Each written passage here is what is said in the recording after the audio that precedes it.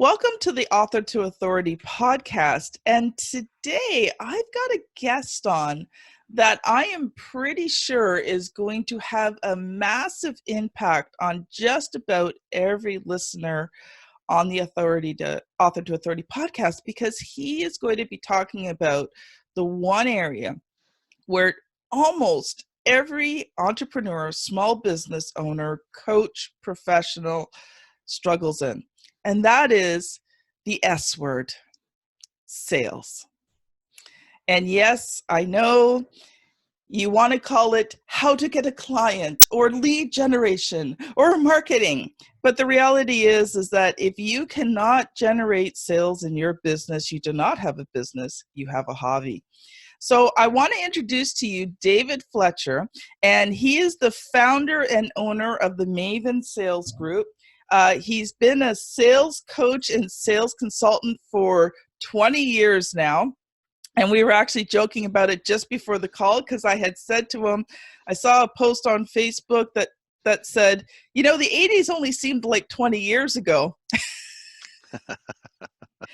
So he has been a sales consultant to many, many companies and businesses for the last 20 years. He is also the father of 5 kids. So that in itself, massive kudos. So welcome, David.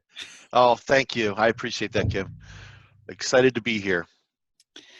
And just before we get started, don't forget, I always love to give things away. If you would like to get a sample of my newest book coming out in 2020, which incidentally is called Author to Authority, you can text the word author to 58632, and you can get a sample of the book. So David, you've been an entrepreneur for a very long time, and I know you've come prepared to share just a little bit of your story with us today before we get into the sales stuff, so people can really understand where you've come from and why what you're going to share is just so powerful. Sure, absolutely. Well, thank you. I'm like I said, I'm very excited to be here. So, you know, it's funny. Back in it was the late 90s, I was working for a systems integrator in Washington, D.C., a very good company. We had at the time 135 to 150 employees, and I was the VP of sales and marketing. Doing really well financially, doing well professionally, enjoyed my job. And it just one day came to me that, you know, the work that I'm doing and the time that I'm putting into this business, I would like to get more out of it. And I would like to get more satisfaction from the work that I'm doing. And the only way to do that was to become an entrepreneur and to really own the full process and own the full kit and caboodle, if you will.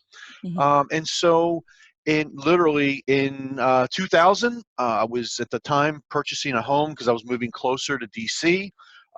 Went to my lender, told them I was thinking about resigning, and they immediately said, "Oh Lord, please don't do that, because that will change everything in your loan." So I signed for my home on a Thursday, and we completed everything. And on Friday, I went in and resigned. And the CEO said to me, "Why are you leaving? You've got a great job. You're doing well. We're successful." And I just told him, I said, "I need more. I want more out of this. I want it." And I don't mean just financially. I want more involvement. I want to be the one running everything and being responsible for everything. At the Oh, time, that's sounded great. interesting. Right. At the time, it sounded great. But then once it really happened, it was like, uh-oh, why am I doing this? But yeah, that's actually how it all came about. It's funny. We laugh about that all the time, that you know, literally went to closing Thursday afternoon, finalized everything, and we had dinner. We actually had sushi in the house Thursday night, celebrating the new home, and then Friday morning I went in and resigned. So after that, and that was in 2000. Since then, I have been a consultant, been an entrepreneur, and really focused on sales coaching, sales consulting, and helping others sell and sell more. Okay, awesome. So, like every entrepreneur, you probably went through a couple of really rough periods. Can you talk a little bit about that? Oh, Kim, yes, there's definitely some rough periods, especially you know, when you are the primary breadwinner financially in the family, and you have kids, so you've got a lot of responsibilities. There was a time early on when I started when I left in 2000, I started a company called Systech, and Systech was Systems Technology Group. We were a systems integrator, and we were not doing any government work, any DoD work, which is Mhm. what my previous position was. And so we were in the market. We were in the private market, and as a result of that, it was a little bit harder to get the work. Yes. And so was able to bring in one or two deals really quick, and they were going well. And not that the fat cat syndrome set in, but the ability to back off and kind of enjoy it and be focused on what we're doing and delivering took over. And what happened was, and I learned this really quick, is I stopped selling. Mm. And because I had a good pipeline and we had projects in house that we were working on, I was the salesperson, and I stopped selling. And I was more focused on making sure we were delivering what we were supposed to be delivering to our clients. And as a result, it was going up, and then it came right back down. Now, here it is at the time. Let's see, on the first project, I hired 4 people. So I had 4 people on payroll, and now I have no work. So now I'm Mm. scrambling to find work. Well, you have to put time in to keep your pipeline healthy. You can't Yes. just all of a sudden turn it on. It doesn't work that well, or that way rather. And so that was one of my biggest struggles, was figuring out how do I keep selling while we're still working and we're still delivering. And because I bet you it took a solid year for me to figure out how to do that. Mhm. Because as entrepreneurs, we're so busy running our business, we get wrapped up in everything. And if we don't have a sales team, which most of us don't as small business owners, you have to continue selling regardless of what's going on in house. And Yes. and that was one of the first lessons I learned, and it was a hard lesson, because like I said, I had people on payroll. I had to put 2 of them. I had to lay off 2 of them, and so they were on unemployment, and it was a struggle. It was a struggle, and it was a terrible feeling to do that to people, because I felt like I didn't hold up my end of the bargain. Yes. I wasn't responsible enough to realize that, hey, I've got to keep selling because I've got to keep these resources busy. But once I learned how to do that, business did well, and business really took off at that point. But it is a struggle. And that's one of the issues for entrepreneurs selling, is time, finding the time to sell. And we talk with sales professionals all the time. They struggle to find time for lead generation or demand gen, whatever you want to call it, where they have to be focused on going out and finding new people, new contacts, new Yes. leads, new prospects. They get wrapped up in their existing contacts and working them and following up. And so it's the same thing. We as owners will struggle to find that time, right? We already work 24/7. We all know that as business Mhm. owners. We work around the clock. But you have to make time during that day, during the business day, to make sales calls, to have sales meetings, to have those interactions. And that's something that, and we'll talk more about that later, I think, but that's definitely something that every entrepreneur has to learn how to do. Not just Mhm. how to sell, but how to manage their time so they can sell. And it was funny. You said that word sales call, and all of a sudden I'm thinking, and I mean, I do them all the time, but I know for entrepreneurs, as soon as you hear that word sales call, it's like it should be on the top of your list. And yet it's one of those things that you just kind of slide to the bottom because you Right, right. really don't want to do because of the N word. Right, right.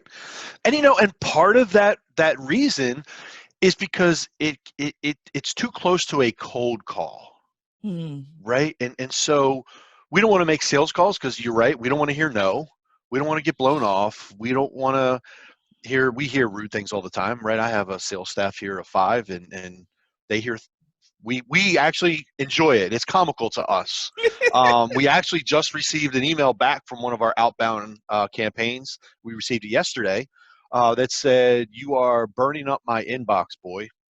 That was sent back to one of my sales reps here. And so we got a kick out of it. And we actually have a wall of shame here in the hallway, and we print them up and we put them on the wall because we hear some things. But you have to have the thick skin. You have to, Hmm. just, yes, I'm going to get 99 no's before I get one maybe, right? Yeah. And so the key there, though, is not make it a cold call, and Mm. find a way to make it a call that's helping that prospect, right? And so Yes. for us, when we work with companies, and as we're out in the marketplace helping other companies sell, we talk to them all the time about, don't do an outbound campaign cold calling. Send those people in that outbound targeted campaign, send them content, give them something of value, Mm. find a way to help them. And if they engage with you, great, now you can start having a conversation. Yeah. But if you were to just pick up the phone and start, talking about your product or your services, Blah, blah, you blah, and blah, blah. everybody else, exactly, that doesn't work. You have to find a way to help them. Mm. And the only way we can help them is give them something of value, right? Share with them a piece of content that normally people would come to your website and download. Well, now we could actually say, you know what, let's send it out to everyone on this list. Mm. We're going to write a very provocative email. We'll include a link. Here it is. We're giving it to you. It might help you. You might want to take a look at it. It's Yeah. worth 10 minutes of your time, stuff like that. And obviously, you want to make sure you have the back end technologies that tells you, hey, they opened your email, or they clicked the Yes. link, or they haven't read your email, because all that helps. But Yes. that's the key. Stay away from cold calling. Don't make sales calls that have not been warmed up by Mm. content, because that cold calling style it's dead. And that's Yeah. why people don't even answer their phone anymore. They don't want to answer their phone because the only people that call them are salespeople, right? I used to Yeah. tell people all the time, I get two types of phone calls. One, salespeople trying to sell me something. Two, my wife telling me what to pick up from the grocery store on the way home. That's it. Those are the only phone calls I get, right? So you have to make sure that you find a way to get their attention, and interact with them and help them. Otherwise, why do they want to talk to you? and Yeah. and you're just another service provider. Yes, you might be different, you might be better, you might be cheaper, whatever it is. You'll never get to that point because you're just another service provider making a phone call, and Mm. they avoid that. And I think too, especially when you're, it's different when you're a medium to large size company, but when you're a small business entrepreneur, all those categories, I think, a key word that you have to understand is relationship. That's right, that's right, If you very want to important. stand out, you have to take that time to create the relationship before asking for the sale. That is correct, and that starts by creating value, Yes. right? You have to add value. If you're not adding value to someone, whether it's their current position, their job, their project, or their life in general, Hmm. you're just someone else bugging them. You're just another salesperson. And I like to joke about it that as sales professionals, we are guilty until proven innocent. No one wants to Wow. talk to us until we add value. If we show that Yes. we have knowledge, expertise, something along those lines that can help that person, they're not engaging with us. We're just another salesperson. And you Hmm. might be the owner of a business that has a great service. Doesn't matter. You're just another salesperson. They won't Yeah. even know that you're the owner. They'll never get to that point. Hmm.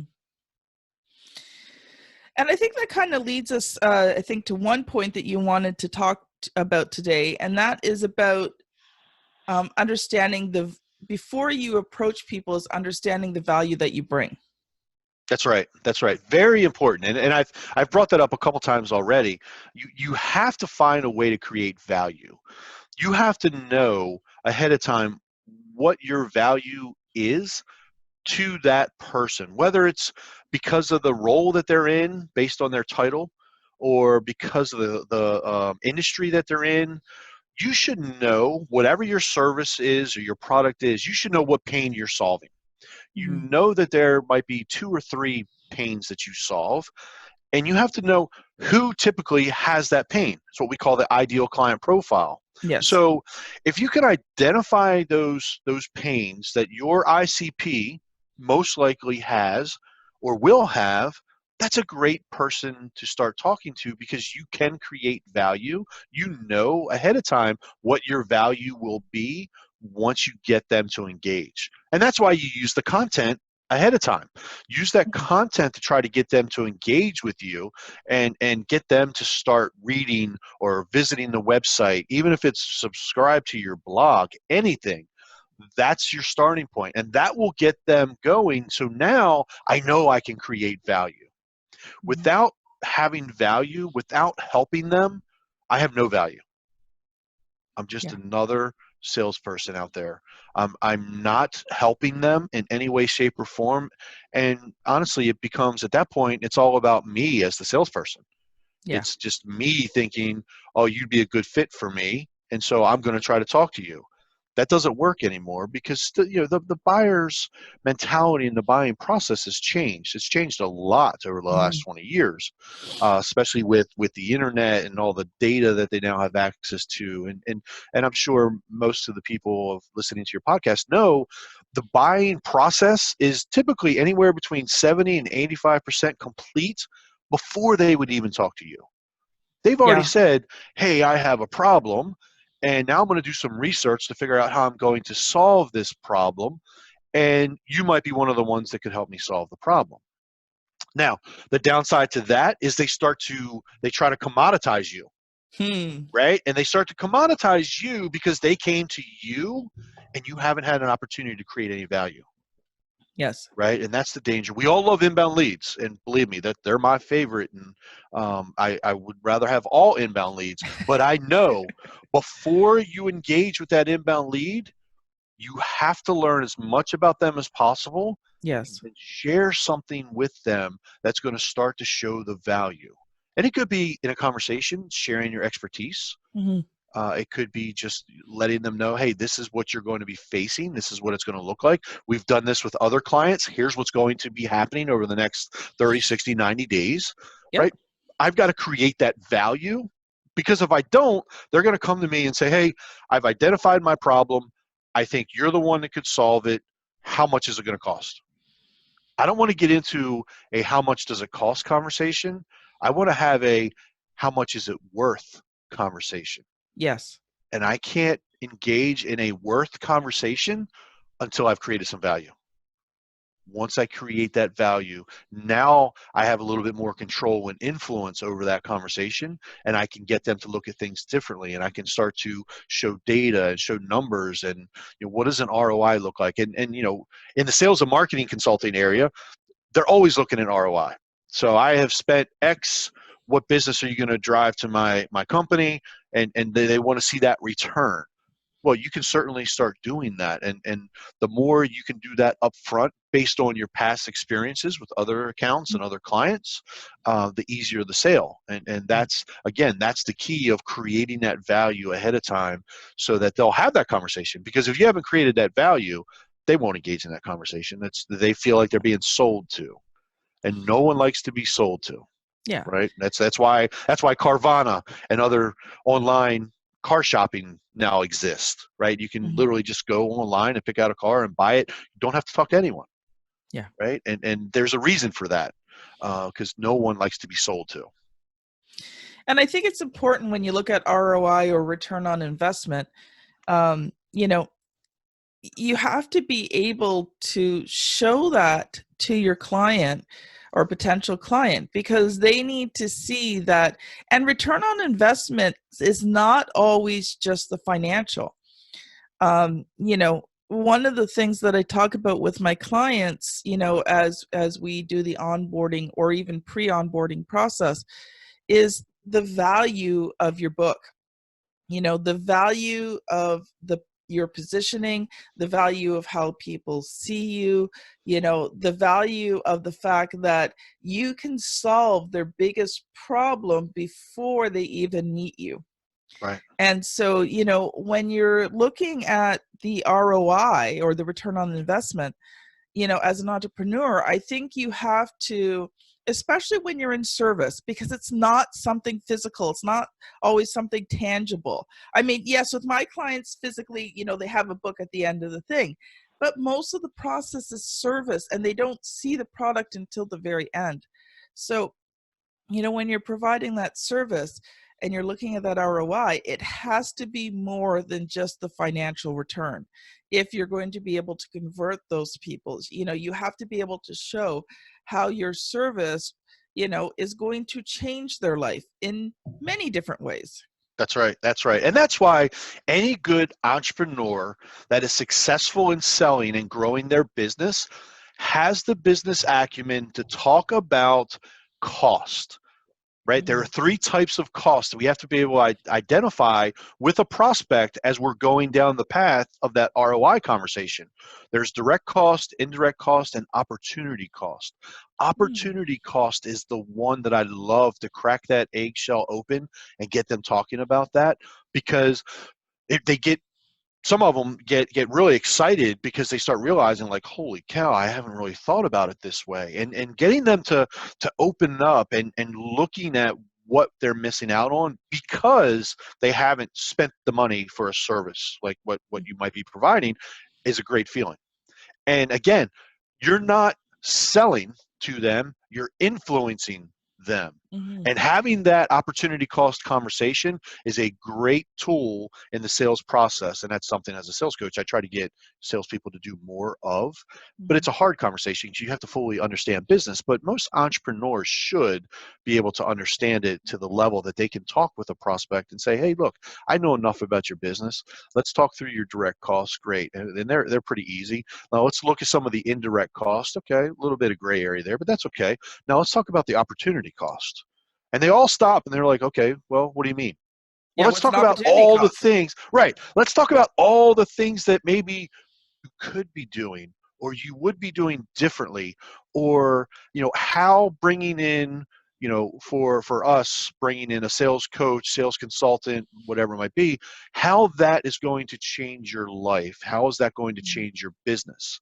And then when they start getting that, it's all this perceived value, right? And Yes. that's why I said that really influences that ROI conversation, because yes, we're going to have that ROI conversation and we will look at actual data, but they also know about that opportunity cost, Mm-hmm. right? Because now look at all this opportunity I'm going to have by bringing in this partner, by bringing in this vendor that's really going to help me with my business. It might help me personally with my life, because maybe I can go home at Mm-hmm. night. I don't have to, for us, being on the sales side, hey, VP of sales, wouldn't you like to actually go home and see your kids instead of staying in the office till 7 o'clock, right? Well, let us help you do that.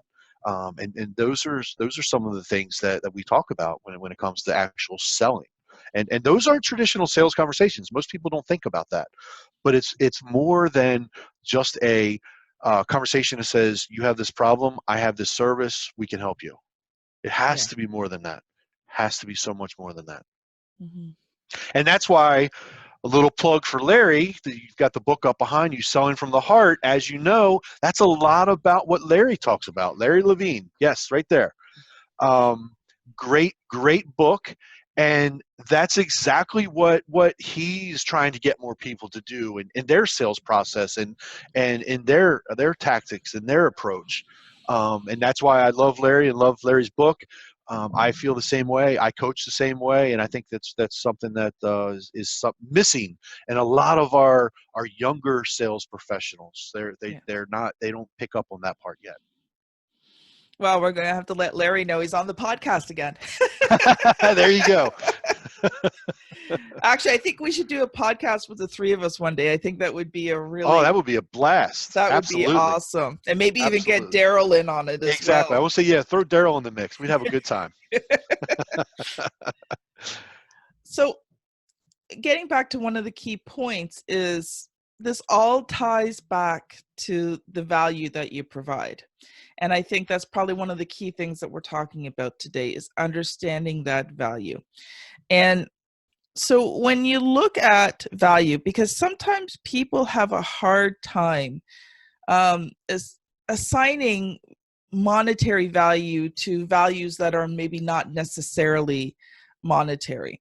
So can you maybe talk about that a little bit? Because sometimes I think as entrepreneurs, we way underprice our services because we don't understand the value we provide.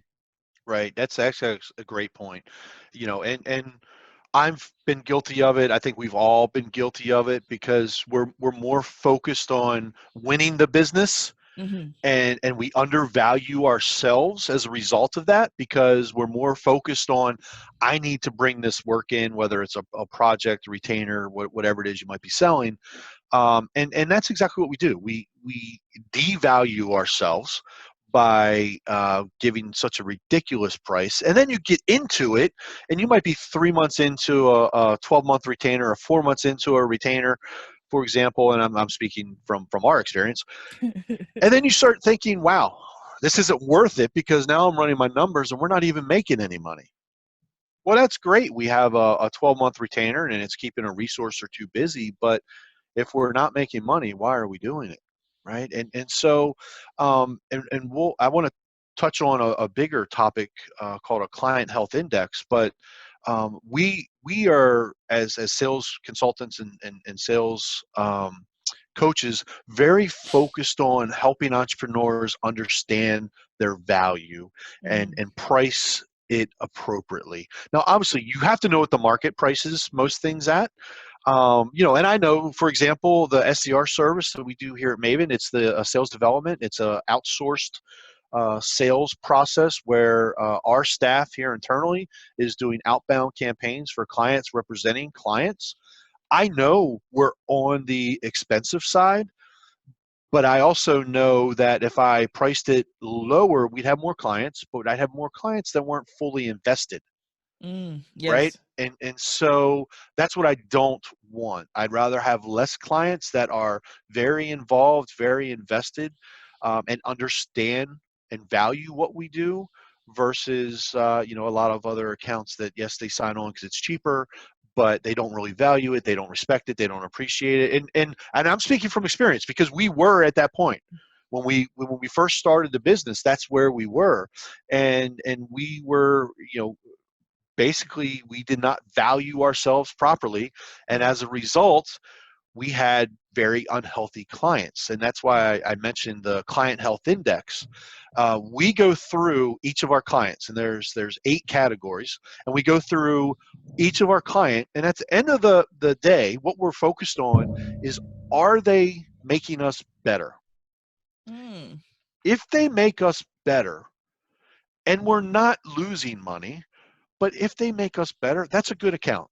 That's a good client, right? Wow. So did we price it right? Are we using the right technologies? Do we have the right resource on the project? Are they getting value? Do they respect what we do? Do they understand what we do? All these different things we weigh and we measure, and we measure it every month because it changes, right? Yes. And we measure it every month. And the minute we see that a client isn't, we rate them on 1 to 5, and if they are below a 3, we then have a powwow internally and say, okay, what are we going to do about this account? And we do fire clients. As crazy as that might sound, Yep. we do fire clients because if you have a client that you're working with, working for, whatever you position yourself as, if they're not valuing what you do, if they don't appreciate the work that you're doing, if they don't understand the work that you're doing, they're not making you better as a company, you need to get rid of that. You've got to trim that off, trim that fat off of that delicious steak, and let's go find some more fresh opportunities, right? Because the time we spend working with a customer that's not the right customer is opportunity cost. We're missing out on better customers because we're so focused on trying to make that one happy that we're not taking advantage of the time that we should have to go find a better one. And that's something that, when I do a lot of small business coaching, especially locally, with some of the different networking groups and so forth. When I tell them this, it freaks them out. They're like, I can't fire a client. I worked so hard to get it. Agreed. You probably did work hard to get it, but you know why you had to work so hard to get it? Because it was probably the wrong client from the beginning. And you Yeah. have to be able to identify that early on in your sales process so that you don't engage with them. Now, Yes. there will be clients that look great and you get them on and now you're working with them and then you realize they're a bad fit. They're the ones that you have to pay attention to and start to figure out, how do I make it better, or when do I cut my losses and move on? Yeah, it was Right. funny. I had a conversation actually probably last week, and you know, about a very similar topic. And out of my mouth came, "I'm tired of that person sucking me dry." Yes, exactly. Exactly. And so if you were to cut those losses and move on, and you can look at it, and I do this all the time as a business owner, sometimes I look at accounts as a dollar figure Hmm. and the impact it'll have on the business. And we had one recently just before the holidays that we cut ties with. We just said, you know what, it's not a fit, it's not working the way we want it to work, and it was better off to cut them off and lose that revenue, because Yes. the revenue wasn't worth the additional work and the stress that they were putting the sales rep under, because it was one of our outsourced sales rep positions, and it wasn't worth it for her. We, Hmm. to the point that she probably could have quit if we let it keep going. Yeah. But we had to make a change and do something different, and as a result, now she's very happy. She's actually on a new account, and it's going well. She's very successful, and so you have to know when. You have to be able to identify it early enough, and then know when it's time to make a change, and make that change. Don't be afraid to make that change. And again, that helps you with your value, because you will feel, as an entrepreneur and business owner, you will feel so much better about your business when you could say, you know what, I'm getting rid of that 10K a month revenue, which sounds crazy as a small business owner, but I'm going to get rid of that because I know I'm going to go find a different 10K a month revenue that will be better for us, that will Yeah. be healthier for us. And it does exist. It does happen. As long as you have a good sales process and you're doing all the things you should be doing, you can go find that other opportunity.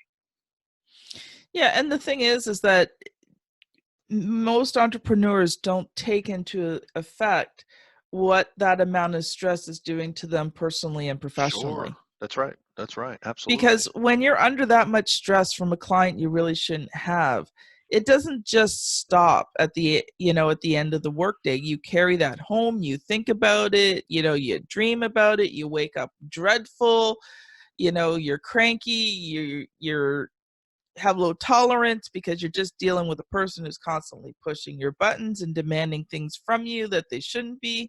Hmm. So, when you look at that cost, what is that ROI?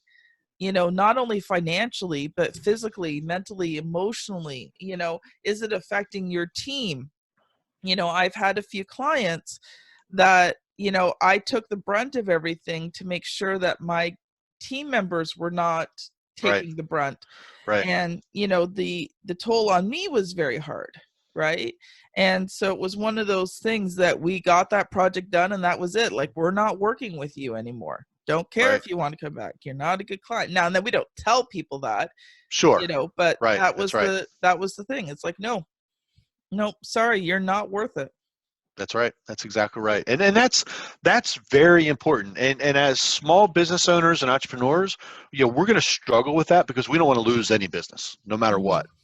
Mhm. And that is something that, I'm glad you brought up the family component of that, because I know for my situation, my wife's in the business. So right now my wife actually runs the business more than I do, because I'm out and I'm with clients, and so for us, it was, when we have an unhealthy client, it's not a at work conversation, it's a at home conversation, a dinner conversation, a weekend conversation. We're at my son's hockey, we're in the ice rink having that conversation. It doesn't go away. That's right. It doesn't go away. And that's when you have to say, okay, you know what, we got to make a change. We'll be better without, and not be afraid to pull the trigger so that you can go find something better. Mhm. Go find something better. And I want to parlay that right into, if you are focused on selling and you do have a sales process, you won't hesitate to fire a client, because you'll Mhm. have the confidence that you can go out and find another customer. And that's really one of the biggest things that entrepreneurs struggle with is that outbound sales and committing the time to sell. And when they start to say to me, yes, I know we got a good service, we're doing well, I have great employees, I just don't have time to sell. That's no one's fault but yours. You Yes. have to make time to sell. Whether it's calendar blocking or however you want to do it, you have to have a CRM, you have to have a system in place that allows you to document your calls, document your emails, track your interactions, as well as create tasks and ticklers for follow-up and so forth. And once as an entrepreneur and small business owner, you start to build that system and you put that system in place, you're going to bring in another account. It's only a matter of time, Yeah. right? And so as a result, you can get rid of that unhealthy account because you're going to replace them. It might take 30 days, it might take 90 days, but you know that you can replace them. Now let's back up just a little bit because a lot of my listeners are very small businesses, maybe freelancers, solopreneurs, coaches, professionals, those types. So or even just maybe beginning. Right. Talk a little bit more about the CRM and maybe what are a few starting points, because obviously big companies use them, but how do you implement that, like when you're a solopreneur or you've got only a couple employees? So Right. it's a different, it's not different, but how do you implement that when you're such a smaller company, like maybe you're not even making 100K yet in a year? Right. Right. Sure. Sure. Well, the thing is, you always have to be selling, Hmm. right? So whether it's on the phone making sales calls from your desk or at your child's sporting event or at church on Sunday, every conversation you're having in the back of your mind should be, is there an opportunity here to talk about business? Hmm. Okay. And so it is hard for us to find time and create the systems to sell. But I will tell you that the biggest thing to do, the most important thing to do, is to create that process and Okay. have a sales process in place so that you can say, okay, I'm at the point now where things are starting to dry up, my pipeline's thin, I need to get some more in it. I should have my targets, my ideal client profiles have been identified, I've got some target accounts, let's go after them. And now how do I go after them? That's different for everybody. But the biggest thing to do, the most important thing to do, is to be consistent in your outbound process and to follow it. You Hmm. can't blow it off. And I work with a lot of companies and I share with them best practices when it comes to that cadence. Hmm. When do I send an email? When do I follow up? People don't know that. Fortunately, we spend a lot of time studying that, and we work Hmm. with other groups like Gardner Group and some others that spend a lot of money to figure out the best time to do that. And so then we implement that with our customers and help them understand, hey, if I sent an email today, if it was opened, I call tomorrow. If it wasn't, I call 2 days from now. And you build all that into your system. You create that process so that now I've got a what I call a tickler system and you know dating myself a little bit, but back in the day, that's what we had before we had all this technology. We literally had a card box full of index cards, and that was our tickler, right? If I called John at ABC Company, I wrote the date and LM and then put him back into 3 months from now, and it would come up again at that point. And so now you have all this technology that allows you to do that. So you can build a sales process and you can use the technology to help you build the process. And there are free CRMs all over the place. HubSpot, obviously we do a ton of HubSpot work. HubSpot has a free CRM, and I tell people all the time that don't have CRMs, or if they're paying for a CRM and they're not using it, they need to get on the HubSpot platform and use the freemium model because it'll do most of the things that a small business owner needs to do. Okay. And that's how they can start to build their process, and they can start to create a sales mentality Hmm. within not only themselves but within the team, because everybody should be selling all the time. Hmm. Now, don't let that get confused with the old ABC, always be closing, because that is absolutely not what we preach and we should be doing. Always be helping. Always be helping. So the minute, there's someone that's talking about a sales problem, I throw something to them like, hey, check this out, or read this blog, or have you considered this? Don't have a CRM? You should have a CRM, and here's why.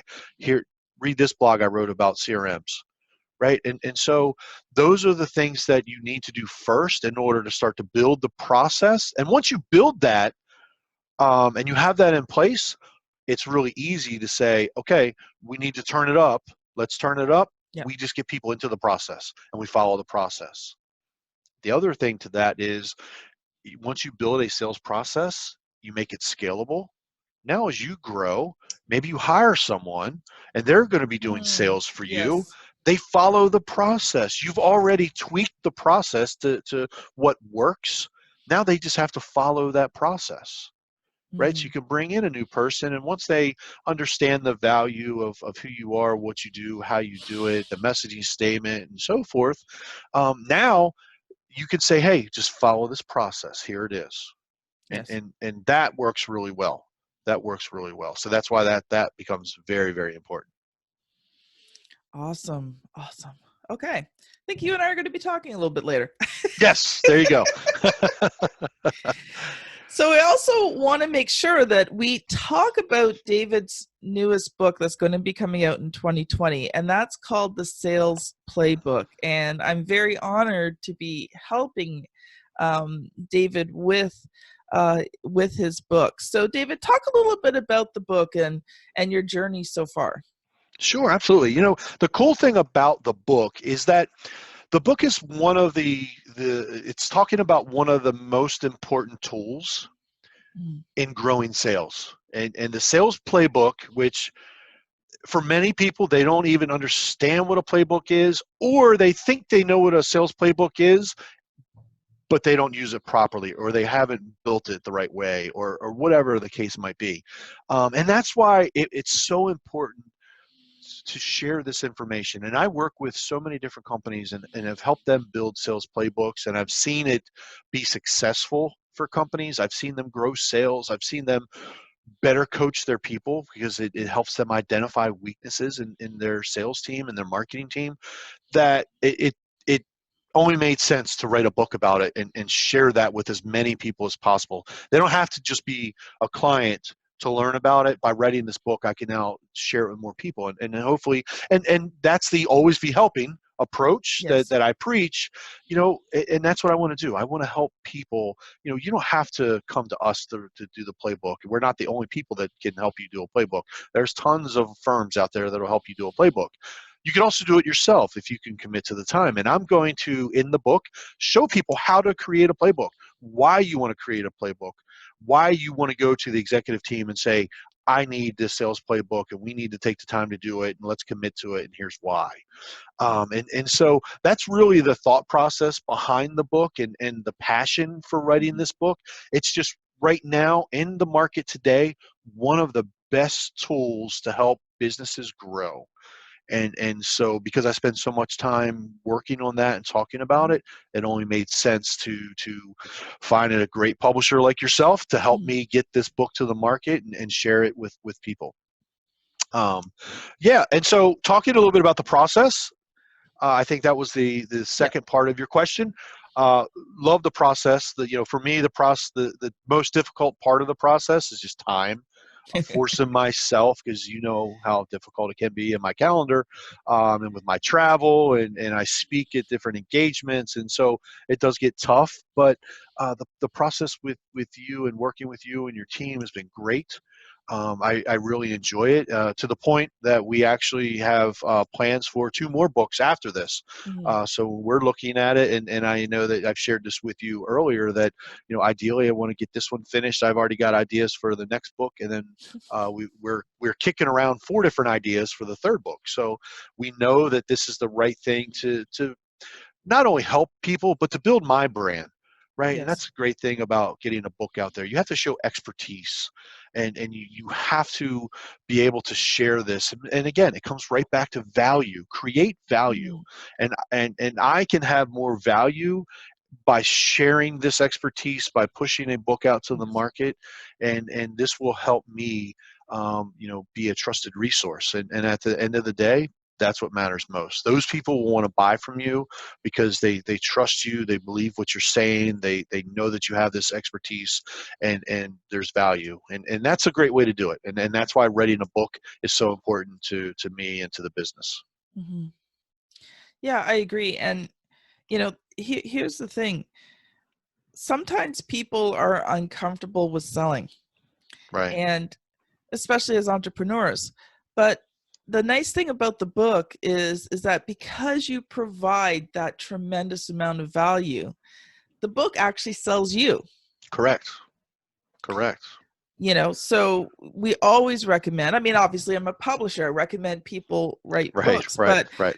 um, but it's not just about writing a book, it's about writing that signature targeted book that addresses problems and issues, right? Because Right. one of the reasons to write the book is just to show people that you are that credible, trustworthy, kind, caring expert who just wants to help. Right. That's right. Absolutely. And that's the best part about writing the book, is getting that out to help others. And just as you said, that is a sales, I don't want to call it tactic, but that is a sales Tool. methodology tool. Absolutely. That, that will drive what we love, inbound leads. That will drive traffic. It will grow the base of people that listen to the things I say, that read my blog, that want to learn more. And so that there's a lot of value there, and so it's worth the time Mhm. to meet with you as often as we meet, and to talk through the book, and to review chapters and all the work. Like, it's not a easy process, but it's a good process, and there's a lot of value to it, because once that is completed, and you can go to market with that, it like you said, it's a Mm. great sales tool, and it will sell for you. and Yeah. and at the end of the day, that's what matters most, because as small business owners and entrepreneurs, we are all in sales. We're Yes. always selling, and that's just another way to continuously sell. And that's just like our websites and our blogs and everything else. We want them selling for us 24/7. Well, now let's write a book, get the book out to the market. Now that's out there selling for you 24/7. So there's a lot of value in getting a book published. Now, I've got one more question for you before we're done today, because All I right. know there's a lot of entrepreneurs and professionals out there who are thinking about writing a book. So let me ask you, what made you consider working with myself as a publisher to help you get this book out? Great question. And I got to tell you, I was looking at writing a book probably 4 years ago, was when it first came up. And we talked about it internally. We kicked around some ideas. I actually created a couple of different outlines of potential books. And it kind of fell apart. And it fell apart mostly because of the commitment, Mhm. right? And there was a lot of great ideas, but we had so many great ideas. That was just one of many. And it kept getting pushed, kept getting pushed, kept getting pushed. And then I was having a conversation with Larry, and Larry was talking about writing his book, and the experience that he was having. And I said, you know what? That's the experience that I need, because I have this desire to write a book. More than one, I have a desire to write books. And I was struggling. Like, how do I get it started, and how do I get it to the publisher? How do I get a publisher involved? Like, there were all these missing components, and I just didn't have the time to do the research, do the networking, to find someone that could help me. And I kid you not, Larry and I were talking about one of the events that I was speaking at. He was like, "Hey, I'd really like to speak there next year," and so we were talking about it. And I was helping him. I was introducing him to the people that he needed to talk to try to get on the ticket for next year. And he's like, you know what? It'd be a great time for me to talk about my book. And I said, whoa, what book? Tell me more. Mhm. And so we started talking about it. And he said, I will introduce you to Kim. I said, that is exactly what I need. So that's how it all came about. It's something that I knew personally I needed to do, Mhm. because it's my brand, and I need to work on my brand and really kind of elevate it a little bit Mhm. and become known in the marketplace for certain things, and I knew that the book would help do that, and so getting introduced to you and to RTI certainly got me there and put me in that position where now we're in the process and going through, and I'm excited that hopefully we'll have this completed and published in June of this year. Yep. So That's the game plan. exactly. And so looking forward to that, because then I want to start working on book number two. Mhm. And we'll get that published as soon as possible as well. So, but yeah, that's kind of what was going on, and we were really working through it. And meeting you was a blessing, because it was a struggle. It was and my wife and I, Shannon, we kept talking about the writing and the process and going through that, and the fact that she studied as an English major ended up becoming a project that I was kind of leaning on her for, and it's hard to write a book and run a business at the same time, Yes, it is. because it takes time. You don't just sit down and type out a bunch of words. It's not the you have to be able to tell the story, and how does that story unfold, and that's the great thing about working with you. You manage that process, and Mhm. you help us tell that story, and I love that in the work that we've been doing together. Well, So thank you. The same thing goes for me. I mean, I've been working on this author to authority book well over a year now, maybe a year and a half since the first time. But it's like the shoemaker who works on right, everybody else's shoes and doesn't get a chance to work on his own shoes. So one of my goals for 2020 is having brought on more staff to handle more things, is to open up time for me to do the writing that I want to do. right, that's right. So you know I have, as an entrepreneur, not as a publisher, but as an entrepreneur, I have that same problem. How do you find the time? How do you find the space? So, if this is something that you've been thinking about, as a listener, contact me. Go to the RTI Publishing, so rtipublishinghouse.com, and there's a get a quote button. And, just contact me if that's something that you've been thinking about. If you know that you need to write that book as that, that sales marketing tool to build your business, as that branding positioning tool, then contact me. Let's talk. Let's have a conversation. Let's see if we're a right fit for each other. Because not always, but you know what? I always have lots of resources, lots of help, and I love the conversation. So, David, thank you for an amazing podcast, and I'm pretty sure we will be end up breaking this into 2 episodes. Okay. But thank you for being on and for sharing from the heart and just really providing such immense value.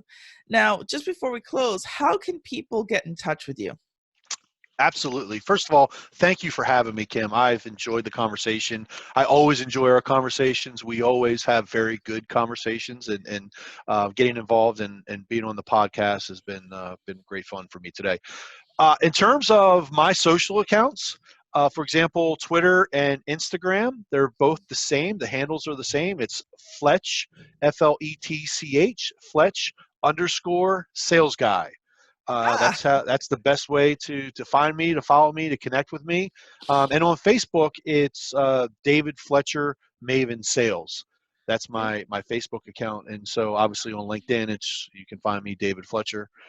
But yeah, I would love to connect with some of your audience and be able to have sales conversations and give sales ideas with anyone that is struggling with sales or looking to sell more or sell Mhm. better. Mhm. Absolutely, reach out to me, and I've got a number of different tools and things that would help you as an entrepreneur, as a sales leader, to sell more and so forth. So that's the best way to connect with me, and obviously on my channels, because I do have, as you mentioned, 5 kids. Not only do I have 5 kids, they are 5 sons. So it's like living in a frat house. So there's also a lot of funny things that happen on my social channels that I like to share, because that you have to be real, and Exactly. I am real, and we do have fun with all these kids that we're trying to raise. So there's a lot of funny and crazy things on my social channels as well. So it's not all sales related, but please connect with me. I'd love to interact with some of your listeners. I think we need to give your wife an award. 5 No kidding. boys. No kidding. No kidding. Isn't that the truth? Some people say, "Oh, you do a lot of travel because you're in sales, right?" I'm like, "No, I do a lot of travel because I have 5 kids." Uh, but hey, she has a trip coming up. She will actually be at the Social Media World Conference, because she runs social media management for a number of clients, and so that's one of her areas of expertise. So she's going to be gone for a week, and hopefully the kids and I can have dinner and cook and not burn the house down. Knock on wood. Good Lord, we can survive without mom for a week. Let's see what happens. I suspect you'll be kissing her feet by the time she gets back. Oh, you know it. You know it. Absolutely. Well, this has been, I'm Kim Thompson Pinder, and this is David Fletcher. We've been on the Author to Authority podcast. Thank you for listening, and we will see you on the next episode. Bye. Thank you. Bye-bye.